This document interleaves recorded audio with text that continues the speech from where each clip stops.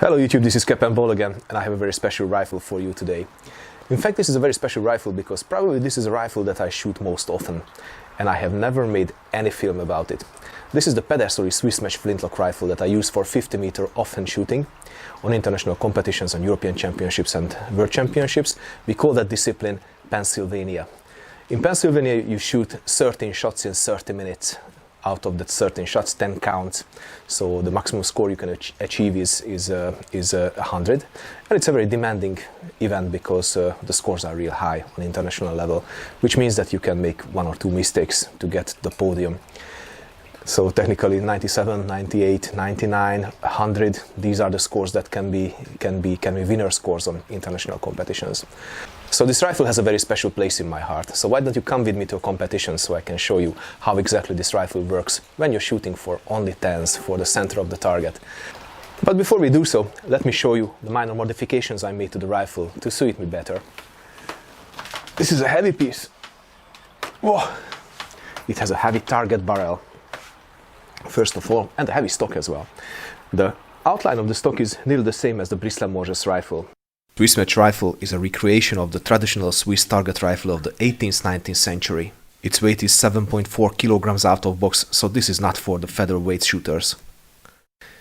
It is equipped with a heavy hooked butt plate, a fancy Swiss trigger guard, and a horseshoe-formed palm rest for stable hold. The barrel has 7 grooves with one turn in 48 inches twist, excellent for round balls. So what modifications I made to the rifle? First of all, you see these leather paddings here. I have some felt here because the stock was too short for me. I just increased the length of the stock a bit. And I also added a cheek pad from leather and felt.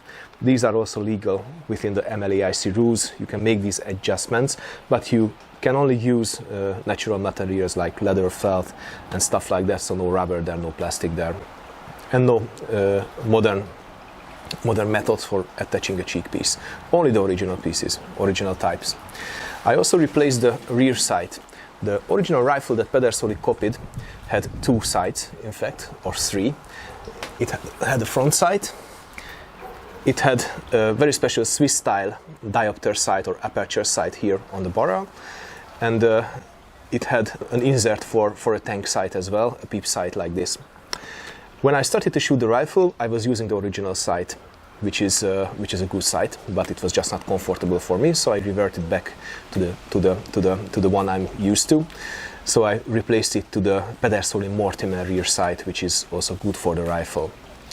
Also, there is one more modification I made. There should be a metal rib under the barrel, but I'm not a strong guy, so I just moved the center of gravity back. I reduced the weight, and I also added some counterweight into the wood, some lead bar here, just to get the center of balance of the rifle. It's somewhere here, very close to the supporting point. The rifle is equipped with a double set trigger system. It is a very fine trigger pull. You can adjust it from 0 to 0.1, so which means it will be fine whatever you do. And it's quite good, it's a fast lock. The lock itself is nearly the same as the one we see on the Jaeger rifles, which we know that's a good lock. It has a roller here. It has a roller, which means that the prison can open easily and fast, which is really necessary for us if we are in the target shooting competition. Let's see how we can compete together. Shooting a flintlock rifle offhand to 50 meters demands excellent accuracy. And only one element of that accuracy comes from the bore and the charge. Of course, with a patch round rifle, you can very easily find an accurate load that will put all the 13 shots into the 10. My charge for the rifle is 50 grains of 2F Swiss powder, a 0.31mm patch, and a 4.45 round ball.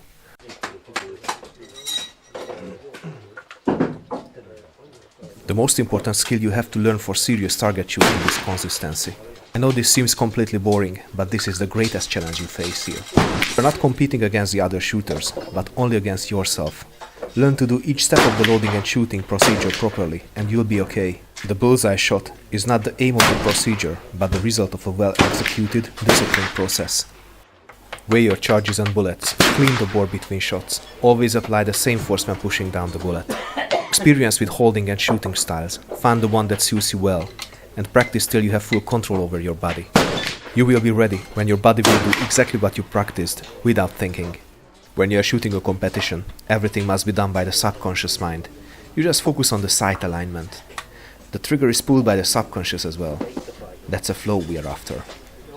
I always try to forget the last shot, no matter if it was good or bad. There is only one task, the exact shot you are about to fire. I know this sounds easy, but in fact it's not. If you're shooting bad, it's frustrating. If you're shooting too good, it feeds your ego too much. It's hard to stay normal. The only salvation you have is focusing your conscious mind to repeat everything the same way, so your ego will stay quiet and let your subconscious mind fire the rifle.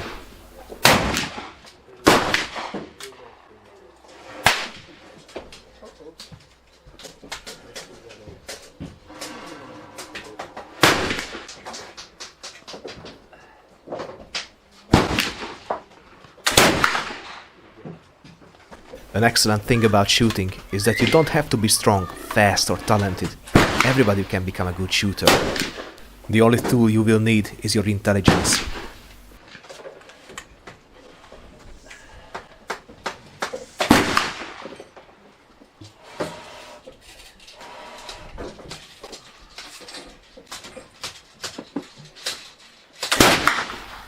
Probably, you already noticed that I don't change my stand. I always check where I put the butt of the rifle in my shoulder, and I set the trigger with my middle finger. But these things change from person to person. To develop your method, it fits your mind, it fits your body.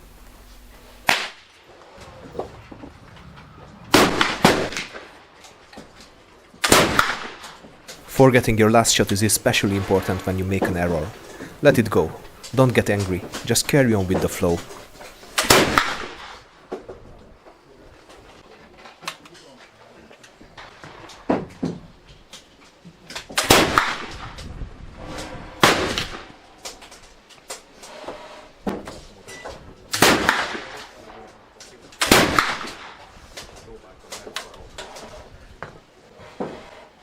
You have to have a very fast and very secure ignition if you want to achieve really high scores with the flintlock rifles. Achieving a fast ignition is based on learning how to manage your flint and your frizzen and your touch hole. After each single shot, clean your frizzen and your stone with a small patch or rag saturated with alcohol.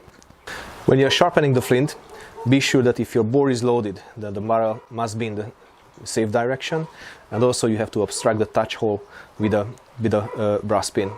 To have a fast ignition, you have to have a sharp stone, so you have to learn how to resharpen your flint time by time.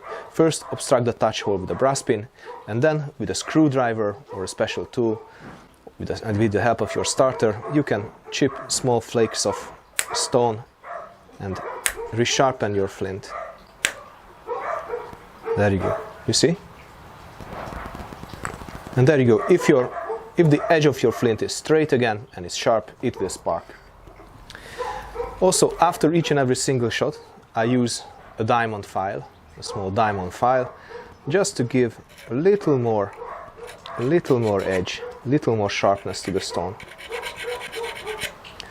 This is also helping to get a very strong, hot and intensive spark, as you can see here now. When you're adding the priming powder, never push too much priming powder into the pen. The priming powder I use is Swiss 0B. This is the best priming powder available. Very fast, very hot burning. It's not suitable for charging your bore, but this is excellent for priming. And always just add as little powder as necessary. It depends on your rifle where the priming powder should be located in your pen. Some say it should be in the outer 1/3 of the pen. The Swiss target rifle just likes it if it's evenly there.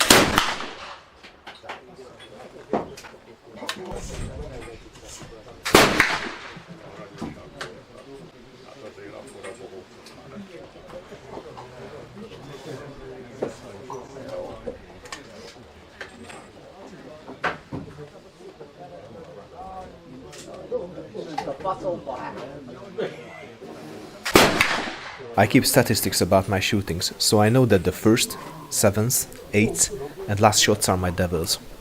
These are the ones that need some extra care.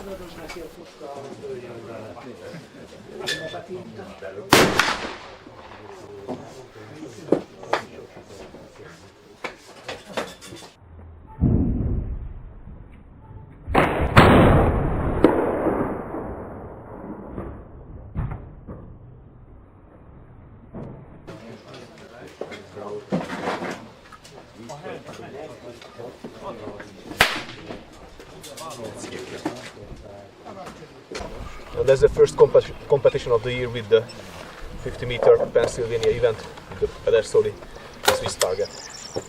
And it's 99. Love it.